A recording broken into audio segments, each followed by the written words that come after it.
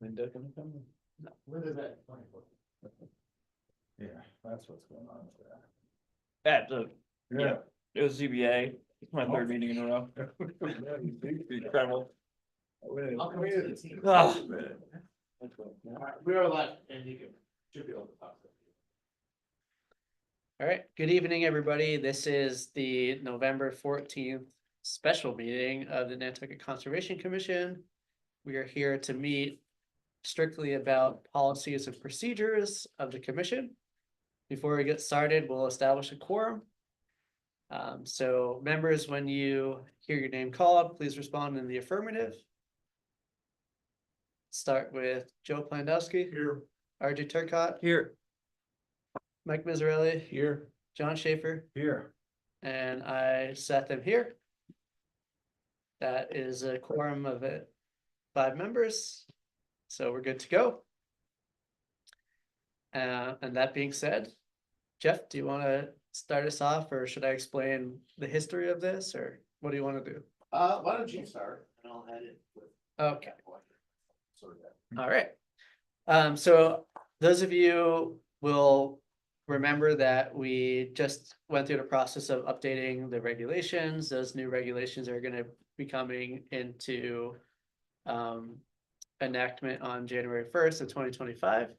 And along that process, or even kind of before that process, we realized that the Conservation Commission also needed to look internally at its practices to see how we could be more efficient and deal with the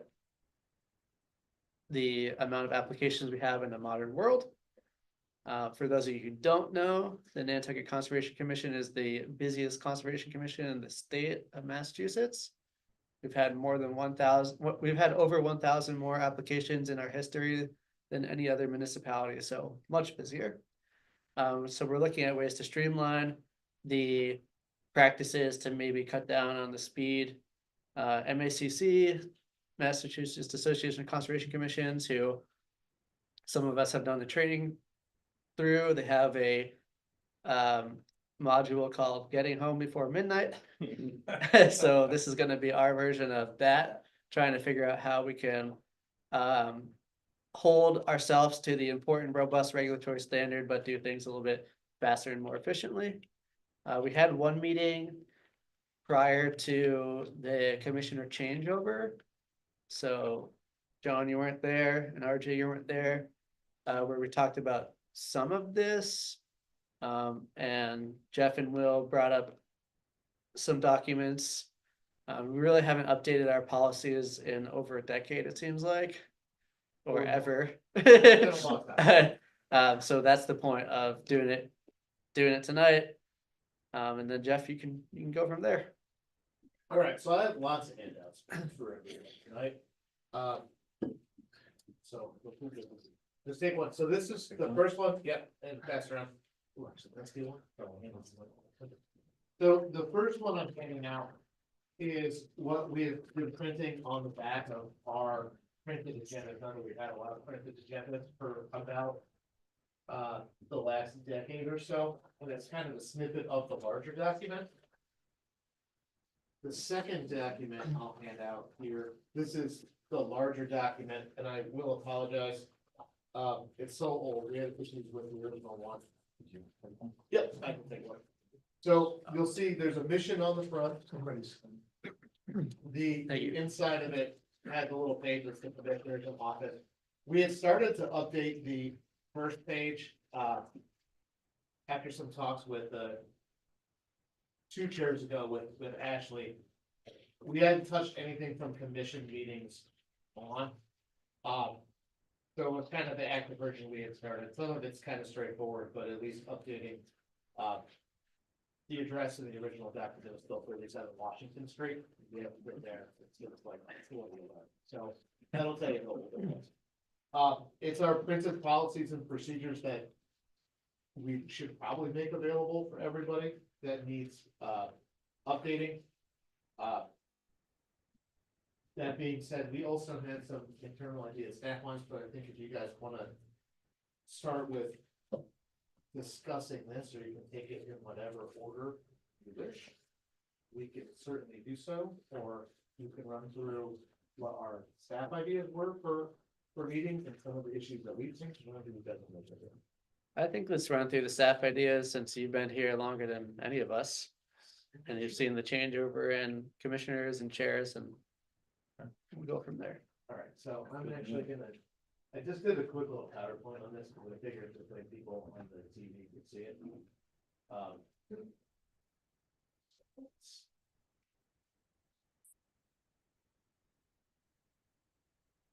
right.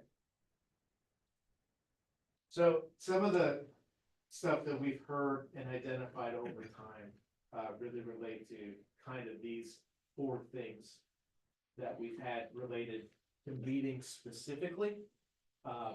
So just field viewings, better reports from our staff and recommendations, better meeting process, and then, making sure we schedule, we can actually show these two. Schedule a procedural meeting or a regulatory meeting both during the calendar year that's published. So here's the one I passed around now is the 2025 draft schedule. You'll see we had a couple 3-week gaps, and we added in a May 1st procedures meeting, and an October 23rd reg meeting. Those can obviously switch, it's draft schedule, but it's more, I think, the idea of having it on the schedule, we can shift it around for discussion, but we're just making sure that it's public.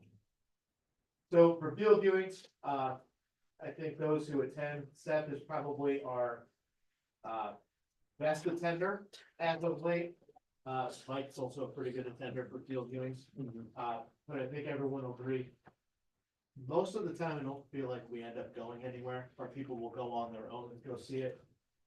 So the ideas that we had was the Friday prior to the meeting, when we issue out like staff reports and inspection reports, if there's any specific that from our inspections, we feel it would be a good idea to go, we'll let everybody go. Other than that, I think the way we handled it at the last meeting was good, where Mike suggested to go see the amended order. That we do field viewing based upon discussion at the meeting instead of planning on advance. And then that way, if you haven't heard from us, we'll just confirm that there's no need for people to spend an hour of their time in the summer to fight traffic to come out. And then if there's something that people want to see at the meeting, we can deal with that and have an interaction with. Can I just make one comment on this one? Sure. So the packets are typically posted on Fridays, the middle of the day. And sometimes people don't have the ability to do a quick turnaround and see the information on Friday. So this relates to the first comment, because I would like there to be an opportunity for the staff to say, okay, we think XYZ property should be visited, but I'd also like their opportunity for the commissioners to say, we want this property visited prior to the meeting happening. Because like, if you look at Mike's example, you know, we had the hearing, that representative was required to attend, we took the time, and then now they're gonna have to attend again. So if there was a way, and if we have to do it that way, that's fine, but if there was a way, let's say, to get the packs up early on Friday or even on Thursday, commissioners could look on Friday and say, this is really important, send it to Will, and then they could say at 4 o'clock on Friday, they send out this is either happening or not, but. So just to kind of have a little bit of time, I agree. I think always you guys should have the ability to say that. Would it be more helpful if we had the pack and inspection reports up on Friday, if we held off on that announcement, if we said, if you want to go see somewhere, send it in by noon on Monday, and then we'll at least have a few hours prior to the site visit to say it's not needed? We can try for Thursday to get everything posted, then it's a week in advance. Yeah, I mean, I don't wanna put undue burden on the staff. If you can't post it early, can't post it early. Here's the thing, like, people are busy, right? I don't wanna force people to monitor their email on Monday and not, let's say, not take clients or not take meetings or whatever. You know, I guess you should just plan to have the site viewing on your calendar no matter what, and then if we don't have the viewing, then you get an extra hour. So, oh, go ahead, Joe. Yeah, A Joe, go ahead. disturbing point is, this has happened several times, on Thursday, maybe as late as 1:30 in the afternoon, there's some document that would get sent. You're talking about Thursday before meetings No, I'm talking about Thursday, the of, day of the meeting, yeah. So we'll talk about that in a second. We're talking Okay. about a full week prior to that Thursday. Yes, RJ, go ahead. Does it have to be Monday? No, It would give us more time. It wouldn't, you guys could continue to do Friday at noon and we could do a day later in the it week. doesn't have to be Monday, and there's a precedent for it not being Monday when we have a holiday, it's on Tuesday, so. Yeah, go ahead. Mondays are typically just hectic for everybody, right? Everything piles up for the weekend and then, so, I mean, Mondays in the landscaping world are challenging, most challenging day of the week. So, What are people's thoughts on changing the date of Tuesday? well, I think it's a good, RJ Fine, suggestion Monday's is a good. travel day for me most of the time. What are the staff's thoughts on that? We're paid to be here Monday to Friday, so whatever day it is, whatever day it is. Alright. I was gonna say too, if it would be helpful, just thinking about the pack. We obviously get filings in, kind of 2 weeks before. I mean, we could certainly post up at least the basic submitted filing. Even well before that Friday. I know we try to condense it, because it breaks it up into sections, put some, that supplemental that comes in, or, our staff inspections. Afterwards, so at least you can review the initial filing to give you more time, would that be helpful? Yeah, I mean, very few, if ever, is there gonna be a site visit on a minor mod or a cert or anything like that, so the notices and the amended orders, if those could get up, even if the whole packet's not ready, that would be good. Good, I think that's fine, I like switching to Tuesday, it's I- everyone's schedule, and I think we can get Endeavor to do that too. And I just want, I Go mean, ahead, yeah. there's still gonna be some unavoidables, like last week, Will was out with illness, that's why we canceled site visits, but this, I still think is RJ's suggestion is good to move it to Tuesday. Yeah, I mean, we don't need Will to be there to do the site visit. There are plenty of commissions across the state that don't have any staff at all. So even if there is a staff issue and people as commissioners want to go to a site visit, we can't use a town vehicle, that's the only thing, but if you want to go on your own, great, or if you want to go together, we can just coordinate, we just can't.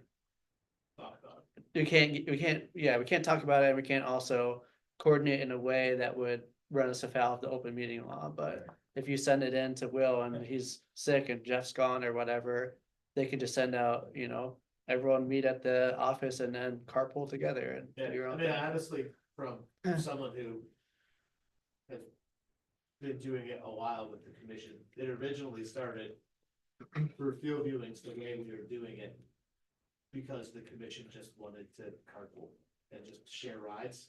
They used to all pile in this big like black sedan back in the day, that had like a 4-year-old expired inspection sticker on it. But, and they did, I mean, they used to meet in the parking lot for, this will date me a little bit, they used to meet in the parking lot for foods. That's where they would meet and go from there and decide where to go, so. Certainly, it's kind of open to how you wanna do it, the only important part, right, is if people go together. We usually tell folks, especially if it's not in a time that we advertise, knock on the door and introduce yourself, and then you can't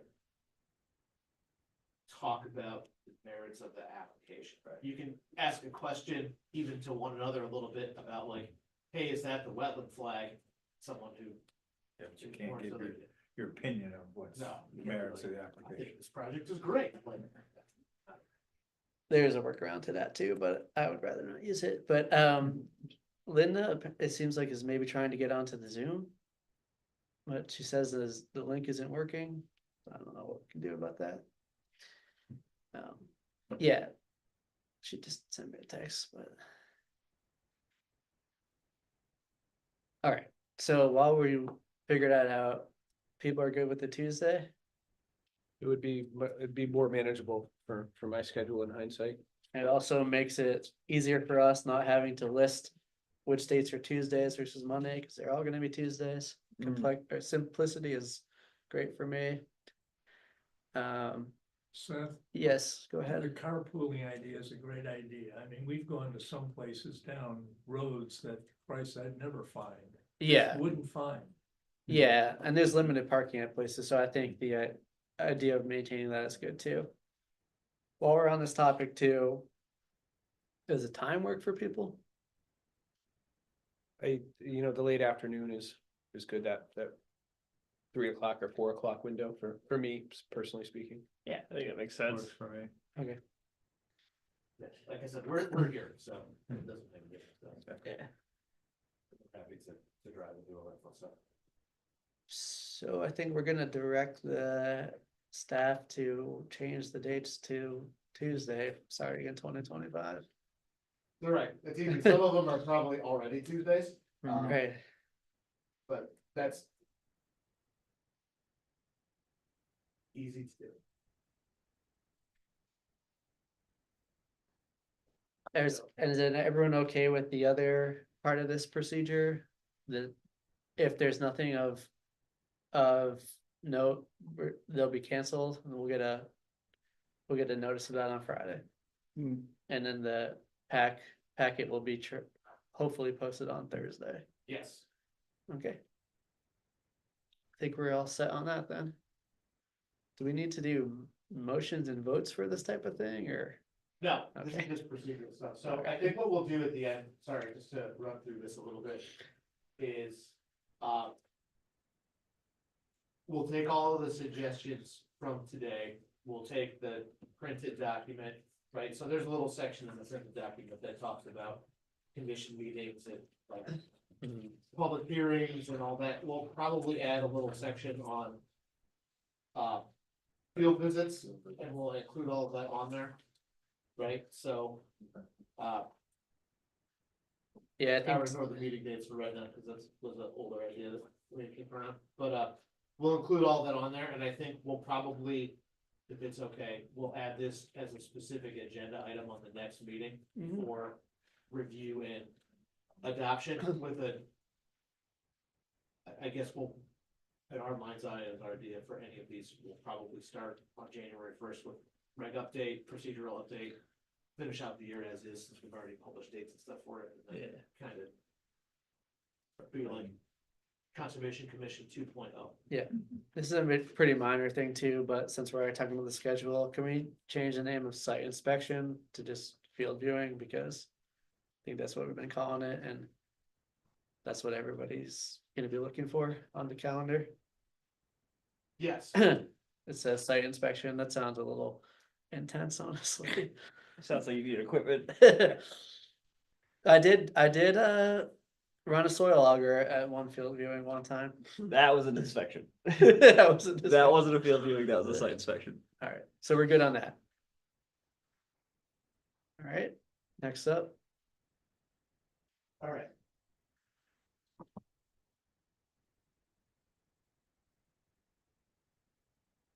So this is just kind of for us, what we're gonna try to provide. I know we've done it kind of on and off in the past, and it seems to get positive feedback.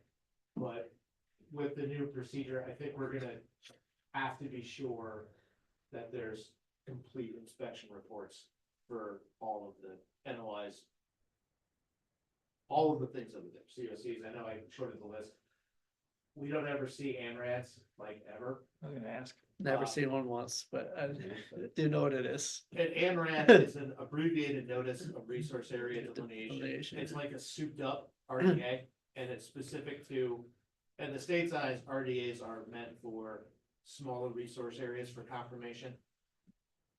ANRADs in the state, it's like, if you're looking at like 2,000 or 3,000 linear feet of wetland area, they won't take it as an RDA, they make you do it as a request for, as an ANRAD. ANRADs are subject to public hearings, it's. In 24 years, I have seen two. So, they're not common. We actually try to steer people on Nantucket to RDAs, since it's a more understood and used process. but occasionally it was there. So that's just there. So now we're kind of into, kind of us brainstorming a little bit of some outside the box ideas for discussion purposes. By no means are we like married to these. But we've been trying to take everyone's, and Joe's comments were helpful, to look at things like consent agendas. We've talked to our presenters, like our consultants, that come in and talk to us regularly, especially those that practice off island too, for what other commissions are doing. We also, kind of look back at some of the MACC stuff. So some of the stuff is hybridized versions of that, some of it is a little bit of a tweak to it. Some of it's a little bit more outside the box, some of it may be aggressive. But I think it's just to kind of trigger some discussion, so. When we looked at the meeting, there are a number of spots in the meeting that. We get bogged down time-wise and things that happen, obviously, that's why our meetings are 4 or 5 hours long sometimes. And so we were trying to find easy ways to distinguish items that take a lot of time, items that don't take a lot of time. So we broke up what made sense to us at a staff level in our head, that's easy and an easy to distinguish format. So to kind of go through the public hearings, we felt an easy separation were projects that require waivers, projects that don't require waivers, and that time is better focused on projects where they're asking for waivers from the regulations. So the idea that we had and that we're kind of proposing is for the notices of intent that don't require waivers, they can be taken in a block, still opened up for public comment. We like the way that Seth ran the order of conditions for SBPF, where he went kind of line by line. And I think the way we're envisioning this kind of idea happening at the meeting is Seth would simply ask if anyone has a question about one of the notices in the no waiver question, it gets set aside. It gets heard as normal. And if people don't have questions and there's no public there to comment on it, then those public hearings could be kind of closed as a group. So it's still, if anyone, if RJ says, well, I have a question just on the agenda from, I redid the meeting we just did as that format. If RJ simply said, I have some questions about Paul at 19 Medui Creek Road, that would get pulled out, set aside, we hear it per normal. Obviously, we're missing DEP file numbers or NHESP for any of those. It would have to get continued, but you could close the others and block and continue as normal. It was continued in advance. They would get marked on the agenda, just continue as normal as it is. The second category for notices are those that require waivers. We're not suggesting to make any change to that process. That's still someone presents the project, there's discussion, there's public comment, because it's required, those are just heard per normal, and then hopefully we have some more time if there's things to be discussed for why waivers should or shouldn't be granted, or questions or concerns. The time spent on the other ones could be directed towards there. And then amended orders could almost be handled in that same way. We don't typically see a lot of amended orders come in with a waiver that hasn't been granted before. Usually if those come up, we try to steer people to finally get the notice, just to have a clear process on new waivers. We don't typically like to do those through amendments. That's kind of our thought on that section. I have one question on that section. Yeah, go ahead.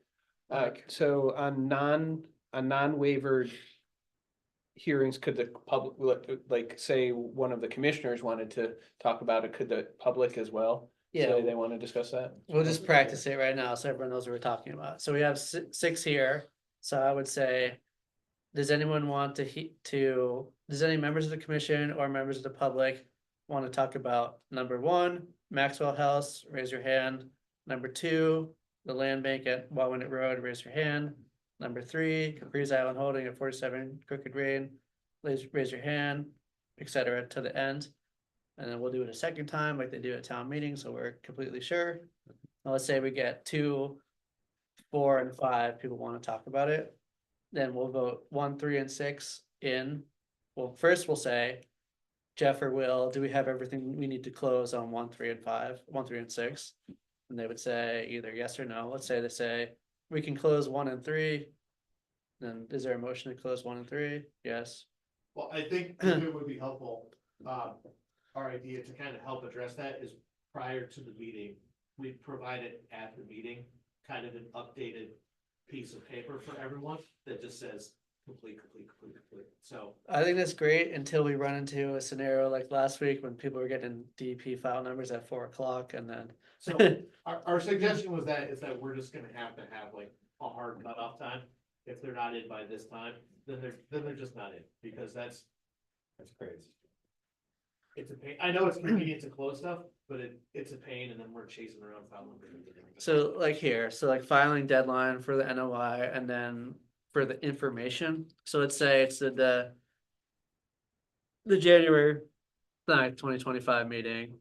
If you don't have all your filing information in by January 3rd at noon, you can't close no matter what. That's what we're telling them.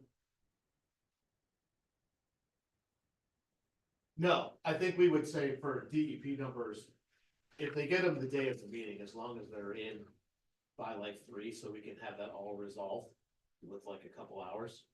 I think it's probably okay. We can provide that update. But while we're sitting at the meeting, someone coming up with like their phone and being like, here's my DEP number. Like Uh, last meeting. Is 3 enough time for you or does it need to be earlier? I think. How about noon? 3 is. 3 is fine. I think Okay. between Lisa, Will, and I, one of us can make sure that we're good. And if those guys know it's 3, trust me, they'll be calling DEP at noon till they get Till they it. get it, yeah. Okay. So we'll put in here somewhere, complete application need to be received by 3 o'clock on the meeting date or else you need to continue. I think, yeah, for that section, in the waiver section, I think you guys can still have the discussion like we normally do to get questions out, and then when that gets completed, we'll be able just to close. Okay. So then after we do the ones that we would close in the block, then we would go on to number 2. And we would introduce the land bank representative to introduce their project. We do the whole hearing as normal, just like we're doing right now. Yep. Questions on that? Any comments? I'm good. I think it'll streamline things. I just wanted to make sure, commissioners, obviously, I think, felt completely comfortable that we could pull something aside as long as the public knows that they can do it as well. We're in good shape. Yep. I would Yeah, I would take the numbers from the public and from the commissioners. I think that was the thing we felt was critical to reinforce that at any point, if anyone has a question, they could say no, but I think we tried to run a bunch of different applications in the office for how we'll work. And I think the ones that really like stood out to us were a project like 41 Wall Street, where we're gonna lift the existing house straight up, raise the foundation by 2 feet, set the house back down and walk away. That those were ones where when we ran some times on a few of those, they were getting up to be 5 or 10 minutes just in the procedure of someone getting up, someone running through the project, and this stuff that goes with it, where that's a project that could have lasted about 5 seconds because it meets all the performance standards. They're not disturbing anything significant and they can move forward. So that was kind of the genesis of that idea. And it's been reviewed by staff Yeah. by that point. So. So I have a comment on that part too, but you can go to the next thing because it might be in here. Sorry, so we'll still order it the same way, so everyone knows it's order received, but by those sections. So if you're the first waiver project in, you're number 1 on the agenda. If you're the first non-waiver, you'll be the first in that section. That way, everyone can have that expectation to some degree. The commission always has the ability to change the order of the agenda if they feel so necessary. And you'll see on the draft agendas too, we've added an actual formal acceptance of the agenda, something we probably should have been doing for a long time. So, the other thing that we changed order wise on the agenda, because I think it made sense in our head. Is after we finish the public hearing section on the NOI and orders, is we're suggesting then to do the orders first in the public meeting. So right after we finish the notices, instead of doing all of the other stuff, while they're still fresh in your head, let's just do them first. Thank you. Because This is asked the report. I would give you the history of why it was where it was, but it's not worth it. Let's just say it was put in for a cooling off period for a period of time, but civility doesn't seem to be an issue at our meeting, so we moved them up. We kept them grouped in the same order as before.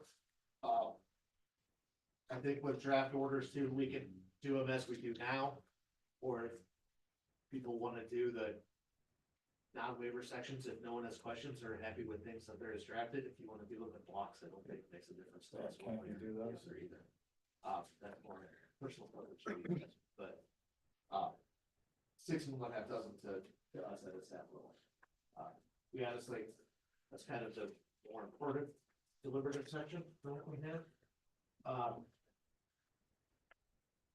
So then in the public meetings, this is the one we tossed around for a long time and kind of reviewing past hearings on these. We separated the RDAs originally on these draft agendas into 2 categories of delineation only requests, and then requests that included work potentially with delineation only on the drafts there. Our suggestion is, and like I said, we wrestled with this, so I really love the discussion on it, that just like anything else, you guys can always ask for an item to be pulled. But if we provided like a slate of recommended actions, so I know like RDA is always end with that recommendation of positive 2A, negative 3B, whatever it's gonna be, that we get those to you guys in advance of the meeting, just so you have those. And then you can either do them in blocks by category, obviously pull some out. If people have questions, we can pull them out. But if we wanna try those as more consent-y style items, I think we'd be game to give that a try too. That's a little bit up to you guys. Can we go back to the orders for a second? Sure. I have some comments, but so. My first comment is that I think splitting it up to the non-waiver and waiver required is fine. But then I think there's a way that we can cut down even more time. And so in the ones that we're hearing under the waiver required, like we're hearing right now, can we implement a like time limit for the speakers? You know, we say like 3 minutes to go over your project, and if you have a complicated project that's requiring more than that, then you have to ask permission from the commission, because no offense to some people, but sometimes people have very straightforward projects and they talk for like 10 minutes. So- on it. Right, so we see it at the select board level. You guys as the commission, especially as the chair, you can certainly set time limits for whatever you want, even like public comment. Yeah, And like, I'm not gonna ask like the 41 through 119 Baxter Road to present their whole project in 30 minutes, obviously, but you might have a waiver in your project, but it's a relatively simple project. Because the waiver might just be like, let's just say have a house in the 25-foot buffer zone and all you're doing is just moving it outside the 100. Well, yes, there's a waiver, but I can't really imagine anybody being So, not interested in that work. so you're talking about the notice of intent when they present their case, is that what you're saying? You're going back to that? So any of the ones that we end up hearing, Yeah. so all the ones that will vote in a block, there won't be any discussion at all. We're just gonna vote them in the Right. block. But if they're called, let's say, under the no waiver, or the ones that are wavered, we're gonna hear all of them. Right. Creating an additional time limit on the amount of speaking is gonna cut down even more too, because if you look at this. I know this is an example agenda, not our real agenda, but look, there's 6 in no waiver required, there's 11 in waiver required. That's a lot more, so, and it's only gonna get probably more skewed when the new regulations go into place, so. I think just starting with that type of, maybe it's not even a limit, but just a guideline of you have 3 minutes or less to introduce your project. I think we should do that. Could an example be at the last meeting, the land bank talking about the projects that went on and on and on? in Yeah, Excruciating detail that. yeah, and I mean, I found that professionally interesting because I care about that work, but there's something to be said about like, is it a cool ecological project versus does it meet the regulatory standard?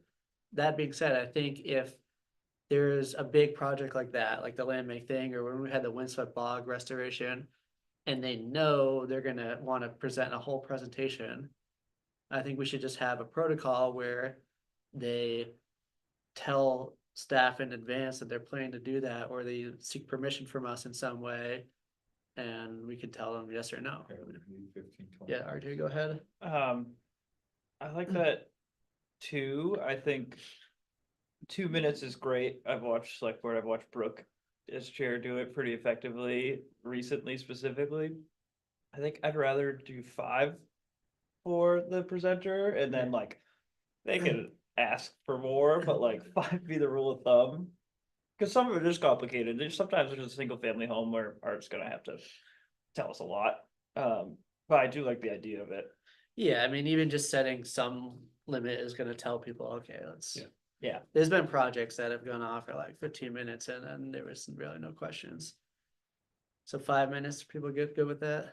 I think it's a great suggestion. I thought Sounds 3 right. was a good, That's good. could have been fine, but for Let's- some reason it seemed a little light, so. Let's start with Yeah. 5 and then if we have questions or it's not working or it seems like it's not helping, then we'll go down to a different one later.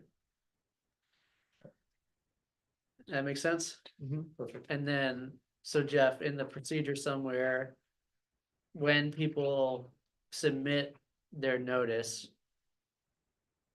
if they're planning to make a presentation that's gonna take more than that time, we need like written confirmation from them, so we know to expect that in advance. I think what we'll do is we'll create some sort of form Yeah, that they just check check out. out and standardize.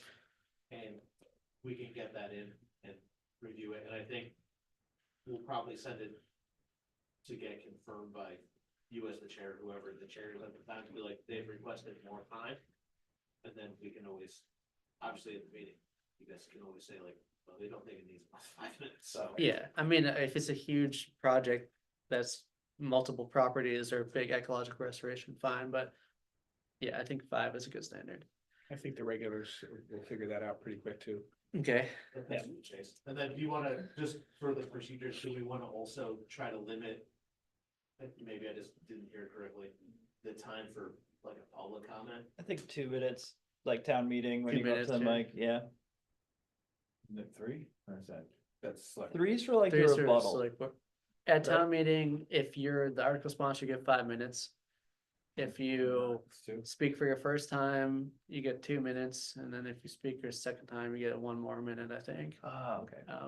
And Yeah. just one of the, I mean, in all of those, if I'm not mistaken, it's at the chair's discretion. Like there was a woman at the last meeting who seemed a little unsure of herself and I don't think anybody on the commission wants to appear rude, like we're cutting her off. I think you would have the. Yes, There's I mean, no it's always at my discretion. I can tell anybody at any time that we've heard enough testimony and that they need to be seated. That's fine. But having a standard in place is Yeah. good. You catch all that, Jeff? Yeah. And then my other basic comment, which is related to the agenda as a whole, but we're sort of saying a lot of changes at once. I don't know if we should kind of like stagger these changes where, let's say we take the public meeting stuff first. We do all the certs and the RDAs and the minor mods in this procedure. And just like try it for January, let's see. And then if it works, then we'll move on, going to the notices and the amended orders after that. Otherwise, that first meeting gonna be complicated. But that's just my thoughts, but anybody else, feel free to chime in. I think any road we're on to improving is fine, so. If we're gonna take it one step at a time, it's not gonna take us too many meetings to work in three changes. I mean, we're meeting. I'd say go big or go home. Right.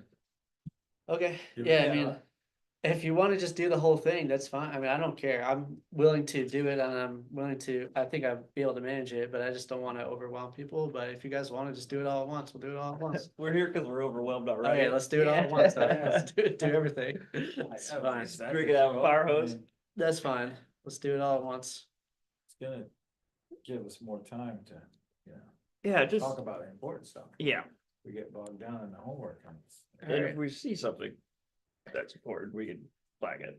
Sounds good. Yeah. And then my last comment is about RDAs, Jeff. Yes, So the printed, or actually there's two comments, but the print, you talked about the printed recommendation. yes. So in that, can you make sure that it's not just a number, but it also explains what the number is? Because I don't think most people know what the numbers mean. So I think what we'll probably do. Or send the whole is table out. to We'll people. probably just create like a fillable form, and when we put positive 2A, it'll just say what the text of the positive 2A is.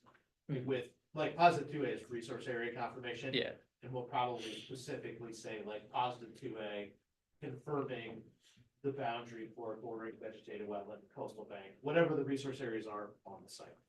And then if it's a -3, saying, confirming, allowing work without filing of notice of intent. Whatever it is. yeah, I mean, those are the ones we have most common, but there's some other numbers in there that are less common that we've used before, so if you could just maybe even just provide commissioners with the whole table of what they mean. I think just on the report, we can definitely fill it in, we can give everyone that information. Yes, John.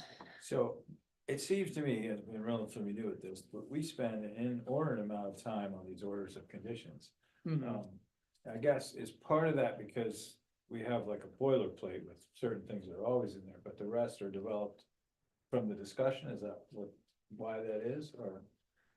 So those last few orders that we always end up adding in, on certain Yeah. things, so those can't be developed in advance then, right? Well, They are developed in yeah. advance, But we Will always and seem Jeff. to add stuff to them. yeah, Yeah, so that's the one area where I prefer not to make any changes. We need to spend the most time out of the whole meeting Make those right. under the orders. Right now, we're Okay. spending the most time in the NOI section. We should be spending the most time in the order section. Okay. Because we can talk all we want, but it doesn't mean anything until we enshrine those conditions in the legal document. That's what our regulatory job actually is, to write permits. That's what we're here for. One, Yeah, go ahead. one thing commissioners can do to better themselves there is like, after you've been through them for a while, like if you know what condition 19 is, or you know what the pool order Right. is, then we don't The really. standards, Yeah, No, I get it. we can move beyond those pretty quickly, so. So one other thing related to certs. Some applicants, when they file their certificate of compliance, they put just the page 1 of their order. And some put the whole thing. I think we should require everyone to put the whole order in there. That way, in the packet, all the commissioners and the public can see all the conditions without having to ask staff to go look it up. And that way, when you have a printed recommendation that says conditions 18 through 25 are continuing, we don't have to read them. They're in the packet, just. Yeah, I 1,000,000% agree. I think too, on our staff recommendations, I think much like the suggestion on the order, I think if we're recommending ongoing conditions, we'll just copy and paste what that condition was, so you can read it on there still again. Yeah, I mean, if you guys are gonna do that, it's great, but we should make the applicant do it for you. I mean, that's their job, not yours. If they don't do it, then do it for us, but they really should be doing that. I have no problem also saying that you guys didn't file correctly. Yeah, I mean, that's their job. They're trying to get a certificate from us. It's their, I mean, it literally says in our regulations, if you didn't provide all the information, then we're not gonna Dang, hear the it, building so. department all the time. It's, That's yeah, what I'm it's, saying, right? that's So- the applicant's job is They to don't provide have any the knowledge. order, so, Doing that, so, they should do it. all right. Okay.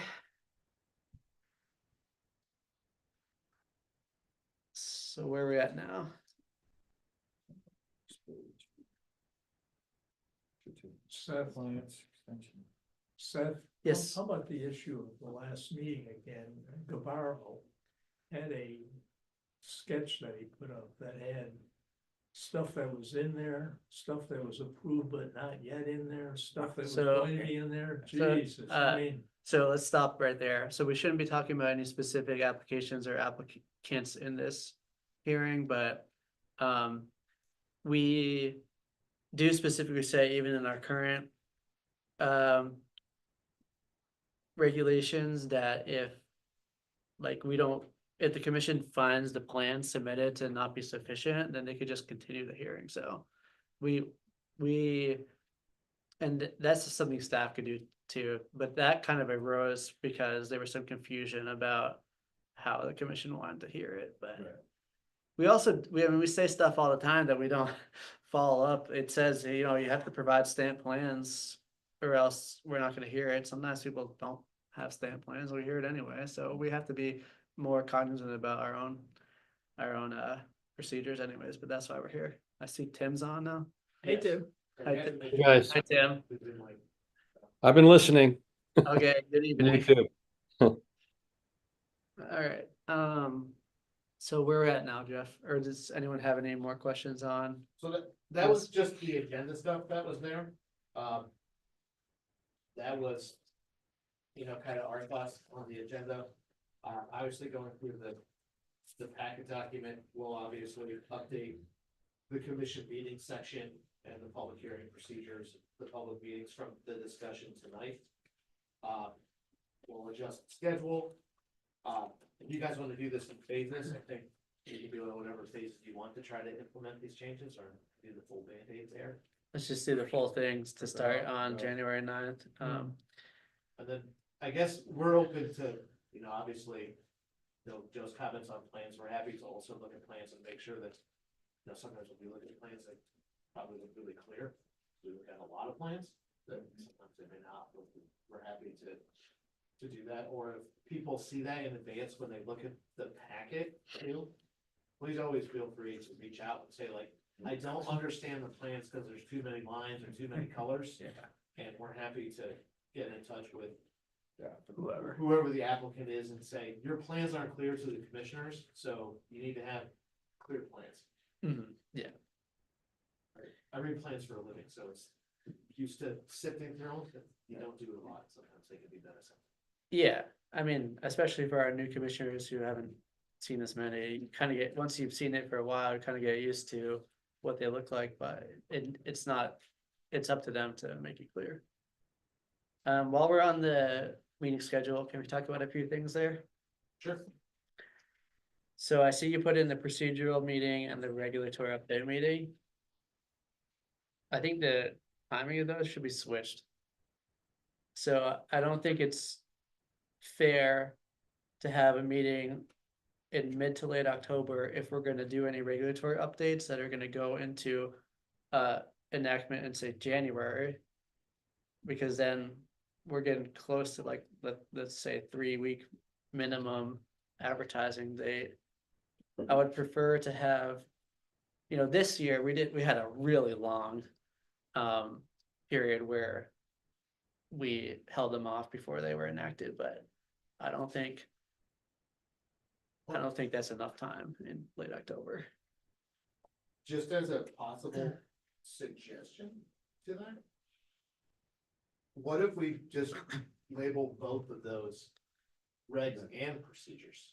And then, because that way, if there's something that we identify in October for regs, we have time to do some research and get some materials together for a May discussion, or if it's more pressing, can handle it faster. But hopefully, if we're doing this more regularly, it's not gonna be a like 5-year process to do reg updates. Yeah, no, I think labeling them both ways is fine, but let's just say we had an October meeting date where we wanted to update the regs. And we voted on them at that date. And then we have to advertise for what, 3 weeks minimum? You know, that's already getting us to like the holidays, and then if it's a one that we need more time This year we did like 6 months or something like that, but let's say even if we needed 2 or 3 months, we wouldn't have the time, because I think trying to get things. I think trying to get things into place either on January 1st or July 1st is the only times of the year when regulatory updates should happen, because. It's either this change of the calendar year or the commissioners, it doesn't make any sense to have updates go into place in some random day in March. So it's called both, I guess. Well, I think, I mean, leading up to it, obviously, we can have a discussion at the, just. For the meeting that's there on the April 17th meeting, to say, is there anything people want to see on the agenda for the reg and procedure meeting? And if people say, yes, we can put it on there. People say no, then we can, we got one. Okay. And then, And I only picked those 2 days, by the way, because those were in 3-week gaps. yeah, that's fine. I know also that this is a draft, and that we're gonna have to go through it and see if there's conflicts, but. We'll do that prior to the next meeting. If it's helpful, I can say, on this, we do, when we build this, we avoid holidays and the major school vacations. So like February break and April break are not on scheduled meeting cycle weeks. Mhm. You know, some people, have students and go on vacation, so we try to avoid those. I will say if there's a large contingent of commissioners that are gonna miss a specific meeting on the schedule, we can reschedule it now. If it's just like, I know I'm gonna be away for the June 5th meeting and there's still 6 people, probably not gonna change the schedule. Yeah, I mean. That's fine. My schedule might have a little bit more weight, but I'll look through everything, but yeah, I mean, we can double check. Usually what we do is. We get the draft and then we make these updates that we're talking about. And then we say, is there any significant concerns that people have? And if there's none, then we post it. Yeah, go ahead. I know that there's nothing binding us to it, but after seeing how this regs update went, would like to just have us establish that like. January 1st is always the date that they get enacted. Once we've decided on them and posted them, and even if it happens in the spring. And it goes around to January 1st to avoid all the questions about when is this going to happen? And I mean, July 1st is a good point too. But January 1st logically seems to make the most sense. You know what I mean? I guess I'll Yeah, go ahead. I think in principle, very much yes. I also would say if you don't wanna handcuff yourself to that, because if there's something that comes up that needs to be. Addressed quicker than that for some reason or another. You Yeah, don't wanna be like Wait, already tied to like. Some sort of, you know, self-regulatory procedure where it's always that date. yeah, If someone finds a loophole, you need to like deal with something, you wanna be able to. Yeah, and there is too the advertising requirements that we're bound to, so. If we had a meeting in the fall, let's say like in late October, but then we didn't. Have consensus at that meeting and we didn't make a vote on that meeting and it got pushed into November or even December, then. We might not have 3 weeks of advertising time before January 1st. I think January 1st is a good target, but let's just keep it as a target for now. These procedures too aren't like legally binding. They're a published, posted procedure to let everyone have expectations control. Mhm. But if you guys certainly decide to deviate from your published procedure, it's not good. Okay, You guys have, you know, flexibility rights in there too. all right. Questions, comments, anything on that? Okay, while we're on the topic of regulations. So we did the regulatory update, and it's my understanding that there is a bylaw update needed too. Are you guys taking care of that, or do we need to do anything? We will have that for you guys, hopefully, if not at the next meeting, the following one, if there are any. We've been trying to think through, I'm not sure there will be any, but we like to just double check. Well, there's definitely one, the Great Pond area thing. So that would just be adding Great Pond area to the listed resource areas. And adding that, it says right now that there's a specific line, only about 100 foot buffers. So Yeah. adding that, that has a different, but yeah, that's that one thing, but. But we haven't really found any others, so Okay, we're going for it.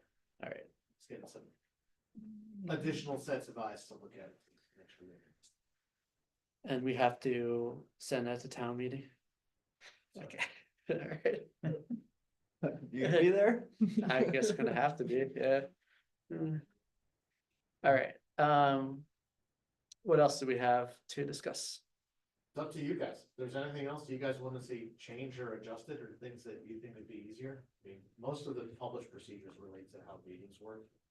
But if there are other things you guys think efficiency wise would be better or worse, again, or let everyone go. Yep, Joe, go ahead. How about this whole issue of the Baxter Road project? If we ever run across another one of these, can we have more frequent meetings so we can get through this thing and get it off the desk? We can have as many meetings as we want. We could meet every single day of the week if we really, if we really want to, as long as we can meet the posting deadlines. We have a minimum amount of meetings that we're required to do because of our requirement to hear applications within a specific timeline. But yeah, it's really up to the commissioner's schedule to have the extra meeting scheduled. The problem is if we're gonna have extra meetings, everyone needs to attend. Because if people don't attend, then you start to run afoul of the Mullins rule issue. Mullins was the center at UMass where I went to college where they played sports, the Mullen rule. And it behooves the commission to have as many as many commissioners be eligible to sit on projects as possible. Particularly when you start to lose commissioners, you start to run into issues of there being an even number of commissioners. Well, let's say there's only 6 people left or 4 people left. And if there's a 2-2 split, that's a vote for denial. That does not carry. So we really want to avoid having people not be eligible to sit. So the problem is really just with finding time, but You want to run through them real quick? Yeah, go Just ahead. on those Yeah. rules? go ahead, yeah. I was gonna say the other problem is, you know, that there may be changes for the commissioners at a certain time of the year. And if you're starting a project to discuss some project, I should say, you'd like to get that done before you get to the turnover, because otherwise you get people sitting on their hands. So this was an odd year. I mean, it's at applicant's discretion, but typically in May and June, we see a lot of applications that have been submitted and not opened. And then they're asked in July to be withdrawn without prejudice and then re-entered so that a new board everybody there could sit on them. This year, that didn't happen at all on any applications. And we had a commissioner join us in September, or it was October for us, but so yeah, it was odd, but we don't have the authority to require applicants to withdraw their applications, but that they typically do in most years. I will say this year, a couple of these applications, we at a staff level pushed very hard for that to happen. Yeah, I mean, So just to run through that really quickly, so everyone kind of understands how that works, right? So as a commissioner, to qualify under the Mullen rule, you can miss a single hearing, watch the tape, read the minutes, however you want to read back in and sign the certification that you did so, and then still fully participate going forward. The minute you miss number 2, that no longer applies. You're out. So that's what's tricky about scheduling. Meeting wise, it's easy, right? Is you guys, we just have to post a meeting 48 hours in advance. With some exceptions, right? If we get an emergency application, we can actually post same day or day after in very specific circumstances, but as long as we have 48 hours, I mean, you guys, like I said, you guys could meet every day, as long as it's in a publicly accessible space. And the meeting posting is 48 hours, so you guys could meet 5 days a week if you really, really wanted to. And we still have the capacity to meet fully remote too, so like the spaces isn't even a big deal at this point. I mean, there's also so many spaces that aren't being used. We could meet in the high school football field if we wanted As to. long as it's accessible and, has, handicap accessibility, you could meet. Any public space that is accessible by all citizens, you are good to go. So, like you said, you could have it in the driveway here, if you posted it in the driveway. Counts as a space. So that's not there, but it's, I agree with Seth, when you get down to, especially when people have missed one, like we do, keep attendance on things that get continued for a while. Because that's when we hear like, I can't make that meeting, we're like, well, you guys should continue to the following one. Because we know you're gonna start losing interest. And we're already in that situation, I mean, we're already in the situation with some hearings, but. Yeah. I Um, visit a number where I start to get really nervous, because that's one away from four, that's the bottom, so. yeah, well, if it was open with a quorum, it could be closed without a quorum, but then we don't wanna do that. Anyways, yeah, just to get back on your comment, Joe, we don't have the ability to force applicants to withdraw. We have the ability with or without the applicant's consent. I mean, we've not really done this because we try to be amenable to requests, but we have the ability to continue applications or not even open applications with or without the applicant's consent if there's a reason. So like if we're waiting on a specific piece of information or the filing is not complete or whatever. But we can't forcibly withdraw applications. I would say with because it's happened before, with the not opening hearings because information is not complete. That only pertains to information that can be provided by the applicant. So if they're missing, like, they had to file for their state number, is to not open it because of that, you can run afoul of the 21-day requirement to open because they have provided all of their information and they provided proof of mailing that it went to the state. We would at a step level definitely not encourage that. Yeah, but there's a whole list of things that we require, like for instance, stamp plans, as I mentioned that already. If there was application didn't have that in it and they want to open, we would say, no, you have to provide the plans first. Alright, so, yes, John, go ahead. Minor thing, but, the signing thing, I like the email signing thing. Is that more convenient for you guys or having them at the meetings and having us all? It's more convenient for you and less convenient for me. I will say it's more convenient for us, because I actually brought the signature papers from the last meeting with us tonight. So, to get through them. So But, prior to the Just one. pandemic, we didn't have a choice. You had to sign the orders in person. And then because of the nature of remote meetings, the right signature was used, but unfortunately, even with right signature, there's required to be one real wet signature, they call it. It could be anybody. I mean, it could be you if you want, but because the chair or the vice chair or leadership role, it falls onto one of them usually to do it. And to prepare the right signature for the staff is a lot harder than to print out a piece of paper. Whatever's easy for you, I don't mind. we prefer to do it, it actually gives us quicker permit turnaround to get the commissioners to sign it Do right it. there. We can issue permits out the next day. That's as totally opposed to fine. a couple days later. That's fine. Which you might have lowered here. I'm good with When that. we're talking about it. I'll start these around. You'll see sticky tabs on something that say, no, Mike, don't sign that one. Okay. There's one in there that says, no, Archie, don't sign that one. Beautiful. What are we doing about Tim and Linda? Are they gonna do it later? Yes, Okay. we'll track them down. While we're doing that, any other policy or procedure updates that people want to talk about? Yes, RJ, go ahead. I got one more thing. Go I think ahead. This is plenty in the next meeting, it's gonna be fun, but. We have in the regs that the applicant has to have their other permits in order.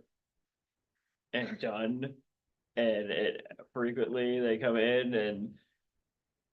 We get into a debate about a setback, and they're saying, you know. We can't because planning won't let us, or something like that, and they don't have that permit, and it affects our decisions. So this is the age-old question that comes up, right? Is there's no set order to get permits, and most of the permits all say the same thing, is for this permit to be active, you have to have all other permits. It doesn't actually say that, though. It says approved or applied for. Yeah. So this is the thing that trips people up. If they've just applied, but it hasn't been heard, it hasn't been even like it hasn't even been posted, but they've applied for it, that won't run them afoul of the requirements. If they haven't applied at all, we can tell them they have to apply. We don't do that, but we should. I think what we run into, right, I'll tell you what we'll hear is our setbacks are most restricted from you guys, and we need to resolve that before we apply somewhere else. What we usually hear at a staff level, and kind of vice versa around. Then we're game to tell people whatever you want to deal with that. The one permit I know they can't even apply for without permits, if they can't apply for. You took my spot. If they can't apply for building. Right. That's, Has to- you gotta have all other. Gotta have permits to compound apply before. for that. We can certainly see, there is something we have been talking about doing it for forever. And it came up again recently, and when Ashley was chair, we suggested it once and it gained some traction. A number of we administrators have wanted to have for a while a kind of a meeting of the chairs of the regulatory boards for this, to try to resolve some of the issues. I know they're not necessarily resolvable, but just for them to like chat about what's going on and how we might be able to resolve that. We had like one meeting last year that was sort of in that vein. Yeah. I pushed this issue when I was on the NPNEDC. And it was met with very little interest. But I think the reality is that comes not just from our regulation, that's in the Wetlands Protection Act. And other people, other commissions have said there's no requirement, there's no permitting requirement that people go to boards in specific orders or receive permits. Well, they're wrong. I mean, they're wrong. The Wetlands Protection Act with the state law says they have to do that. So I've been concerned about this for a while. And, you know, we still can't tell people what order to do it in, but we should tell them that if you haven't applied for these other permits, we're not gonna hear your application until you apply for those permits. So, I mean, I feel strongly about that. I've always felt strongly about that one. One last thing, there was talk about some sort of consent agenda, is that still? I think we kind of wrapped that all in. Yeah. The We- bundling thing? Yeah, we decided to do like Yeah, a yeah. hybrid consent. That Yeah, works. we're not calling it consent, but it's the consent in theory. Yeah. So I guess on that, I mean, if everyone wants to think about that or wants to talk about it more, I mean, we can certainly add it to our procedures, and make that abundantly clear and let everyone have notice that as of January 1st, you need to provide some level of proof of application for all other necessary permits, short of a final building permit. You can certainly tell people that. Yeah. So, yeah, so it also says that are able to be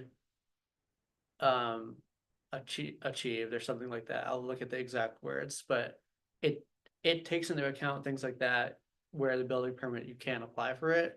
It doesn't say you have to apply for every permit on earth. It says every permit that you're able to go through the process. Let me just get the actual language. I have my computer here. Yeah, because it literally affects decisions sometimes where we're trying to figure out how to move something out of a sensitive area and they're like, well, no, the setback. We're like, did you hear from them? And they're like, well, no, but this is what they do and it. So it would be like shy of the building permit, it would be, for example, it would be Zoning. zoning. Yeah, that's the big one. HGC, any state permits, that might be required, any federal permits like waterways or Because we Army might get Corps or permission whatever. and they don't get zoning, is that what you're saying? Or- They don't get HCC, so why bother? Or like, What's the if reason? they're having the discussion with like planning board and they can get a variance. You know, if it's less of an impact to that than it is to some vernal pool or some really sensitive area. Oh, I see what you mean. You know what I mean? Okay. And it's like, it's kind of horse trading between the boards indirectly, but I see it's what you a way for us to do a better job if we know that. You know, they never have one time allowed Even asked. you done to, or allowed you to do that. People have asked, Yeah. you know, but until they do, we can't, we're not able to make the best decision possible. I see. Alright, here's what the requirement under the Wetlands Protection Act, so it's 310 CMR 1005E. The requirement under MGL chapter 131, section 40, to obtain or apply for all obtainable permits. So we know building doesn't count because it's not obtainable. Variances and approvals required by a local bylaw with respect to the proposed activity shall mean only those which are feasible to obtain at the time the notice of intent is filed. Permits, variances, and approvals required by a local bylaw may include, among others, zoning variances, permits from the Board of Appeals, permits required under floodplain or wetland zoning bylaws, and gravel removal permits. And then it talks about what is not required, so it's that they need to apply or obtain all obtainable permits. In which our case would really be the ZBA, the planning board, the HCC. It's kind of a Things like that. nebulous standard. I mean, how do they know it's attainable unless they apply? Yeah, well, the burden of proof is up to the applicant, so Yeah, if no, they, it's standard. if they tell us. You know, we can't apply because we don't meet the standard to apply, then that's fine, but. Yeah, it's in the Wetlands Protection Act, we should follow it. Yeah, You're just asking them to apply though, you're not saying you have to get every. No, It says, I it says understand. obtain or apply, it doesn't even have to be heard yet. They just have to submit it, that's all we're asking for. Yeah. That's all we can ask for, that's what. Something we could do, I think we'll have to post some notice that is gonna be strictly enforced, but that's not a big problem. The regular, They're all gonna have to apply for them at some point, so. Just say, sure. you gotta apply for them. Yep. And then it goes on to say in F, if a issuing authority rejects a notice of intent because of a failure to obtain or apply for all permits, variances, and approvals required by local bylaw, it shall specify in writing the permit, variance, or approval that has not been applied for, so. You know, we're not gonna do that, but it is up to the applicant to have those applications in process prior to us opening the hearing. Yeah. People feel okay about that? It's so. Okay, all right. Honestly, we'll just require some sort of proof of filing for other necessary permits. Yeah, that could be health, HSC, whatever, I mean, It's not hard. yeah. And it does say permits required under local bylaw, so I don't think that, We'll just count. make a list. yeah, that's not gonna include things that are like federal or state permits, that's only local permits. Yeah, I will say this too, is that is. We probably shouldn't expect things like zoning permits because of projects are designed to not impact setbacks or ground cover requirements where they need a waiver from zoning. Then they wouldn't be applying, but. We might ask them to move something from, like you said, from a sensitive area, if they go into a zoning setback, might force them to apply, but that's a good condition. After the fact. That's a dead problem. too, so. I mean, at the end of the day, you guys are policing that in the office before it even comes to.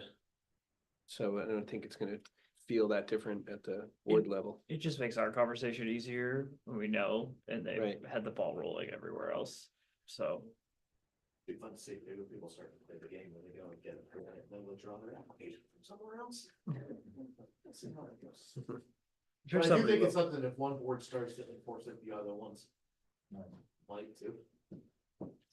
And then in our local bylaw, it says pretty similar to what the Wetlands Protection Act says, but it says that this permit to the Town of Nantucket Conservation Commission must be filed concurrently with or after applications for all variances and approvals required under the zoning bylaw, subdivision control bylaw, or any other bylaw or regulation have been obtained, so specifically says that both in the act and the bylaw, then we should probably be doing it. No problem. Concurrently means at the same time, or after means that, I mean, that's fine, so. Okay. All right, anything else? Jeff, anything else? Yeah, I think that's helpful. We'll try to turn all of that information around. Tim, anything to add? Nope, I heard most of it. And it all seemed pretty good, actually. And by the way, Jeff, I can sign those things Monday before the site visit. Perfect. Yep. Have them. Okay. With that being said, is there a motion to adjourn? So moved. Thanks, Mike. Is there a second? Second. All right, by roll call vote, Joe Plandowski, Aye. RJ Turcott, Aye. Mike Mazzarelli, Aye. John Schaefer, Aye. Tim Brain. Aye. Seth Engelborg votes aye. Thank you, everybody. This has been very productive. Thank you. All right. Seth, now that we're off the record. Let's stop the recording here.